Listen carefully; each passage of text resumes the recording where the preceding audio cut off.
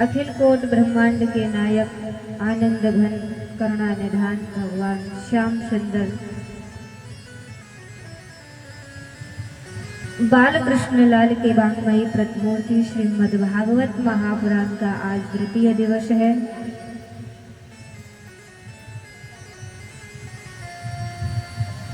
श्रीमद् भागवत महापुराण का तृतीय दिवस है। जैसा कि मैंने कल बताया, भागवत कथा उन्हीं को श्रवण करने को मिलती है जिस पर भगवान की कृपा होती है। ये हर किसी को श्रवण करने के लिए नहीं मिल जाती है।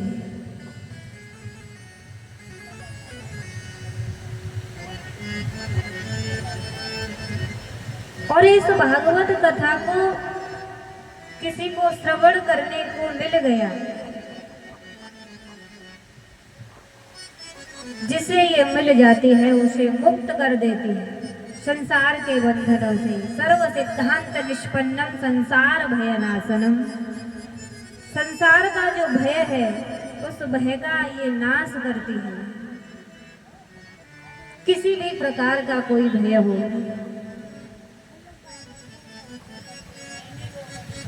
धुंधकारी प्रेत बन गया था तो उसे प्रेत योनि से मुक्ति श्रीमद् भागवत महापुराण ने दिलाई।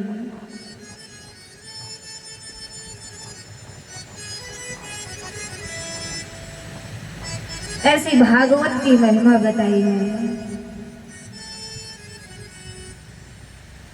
भागवत को गंगा कहा गया है। ये भागवत गंगा है। दुनिया में दो गंगाएं हैं, एक भागीरथी गंगा और एक भागवत गंगा। भागीरथी गंगा जो है जिसमें हम स्नान करने के लिए जाते हैं, गंगा मैया में हमें खुद जाना पड़ता है। लेकिन ये जो भागवत गंगा है इसके लिए जाना नहीं पड़ता, ये अपने आप चल कर के आ जाती है। और धिक्कार है ऐसे लोगों को जो स्वयं घर गंगा आई है, घर बैठे गंगा में भी स्नान नहीं कर रहे हैं। घर में गंगा आ गई फिर भी उस गंगा का अवसर का, उसको जो अवसर मिला है उस अवसर का फायदा नहीं उठा रहे। सकल लोक जग पावन गंगा। भागीरथी गंगा तो उसी को पवित्र करती है जो उस गंगा में स्नान करने के लिए जाएगा।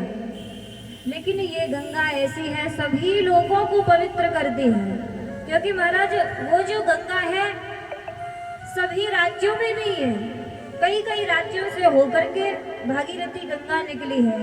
लेकिन ये जो गंगा है ये सभी जगह जाती है, देश हो चाहे विदेश हो, सब जगह ये गंगा प्रकट हो जाती है। ऐसी भागवत गंगा की महिमा है। धुंधकारी को प्रेत योनि से मुक्ति मिली थी और इसी भागवत कथा के श्रवण से ज्ञान वैराग्य का बुढ़ापा दूर हुआ था। भक्ति देवी तरुण होकर के नृत्य करने लगी थी, ज्ञान वैराग्य का बुढ़ापा दूर हो गया था। क्योंकि भागवत में आने से कोई न कोई ज्ञान तो जरूर मिलेगा, कुछ न कुछ ज्ञान तो आप लेकर के ही जाओगे। 7 दिन की कथा में कोई न कोई दृष्टांत, कोई न कोई बात ऐसी आपको श्रवण सुनाई जाएगी जिस बात को आप नहीं जानते हैं, तो उस बात को आपको ज्ञान प्राप्त हो जाएगा।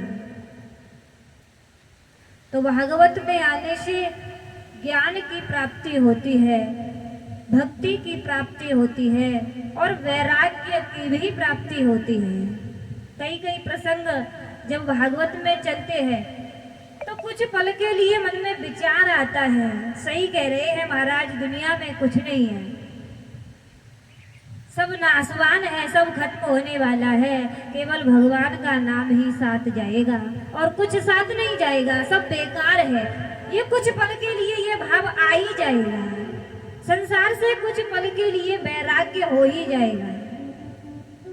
तो भागवत में आने से वैराग्य की भी प्राप्ति होती है, ज्ञान की भी प्राप्ति होती है और भक्ति की भी प्राप्ति होती है। भागवत जी का महात्मा श्रवण कराया और यहाँ से वेद व्यास जी ने श्रीमद् भागवत महापुराण के स्कंदों को श्रवण कराया है।